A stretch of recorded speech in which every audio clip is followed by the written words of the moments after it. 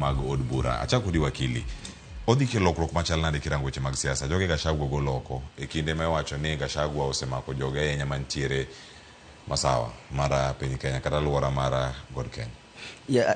Kaka ng'iyo kiwacho adier, odhi medo Gachagua teko moloyo wi got malo kuma aye. Nikech kendo dhi miyo nikech neno ka siasa mar Gachagua en mar incitement, mar wacho kaka jogi goli tich.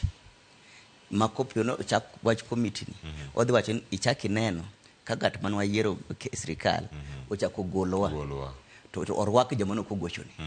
Koro mano to kaka Gachagua dhi mede teko kendo dhi siasa ne mar longo ni incitement odhi medo kaluwore gi lokruok motimno. To kang'iyo kendo siasa mar Ruto gi jomoko, aparo ni Ruto temo jiwo winjruok mare magidhi bedo gi Raila.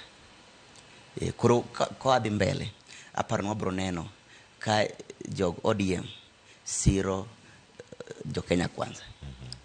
Manyiso ni koro kata mani bunge kata mani committees ODM gi Kenya Kwanza dhi tiyo kamoro achiel. E sama gigi duto timore lokruoge ma kamagi, wakili yudo ka jatend ODM luorore piny Kenya mangima kochoko pacho Uganda. Yes. To sani waneno ranyisi ni UDA kata Kenya Kwanza kod jokanyo mag ODM tiyo yo machiegni ahinya e od bura. Mok en ranyisi moromo direction mar Raila Odinga dhi land. Aparo ni wacho ni kuma nitie mach, kama nitie iro nyaka bed gi mach. Koro aparo ni mae iro mwaneno. To mae nyisowa kuma wadhi. Nikech ka koro bunge, cabinet ne gisechako tiye. En gi ji 4. Ichaki winjo ni dwa lok cabinet machiegni.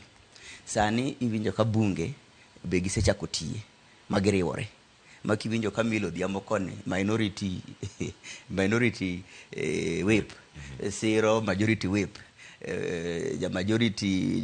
majority party leader bende zero the minority. So jogi temo nyiswa ranyisi. Onge ranyisi moro kendo. Nyiswa ni sama kori bro lande ok kwa boga ahinya.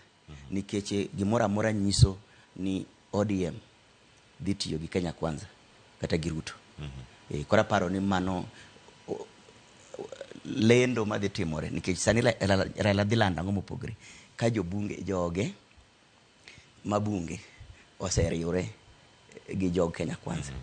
Cabinet ka bende joge tiyo e cabinet mar Ruto.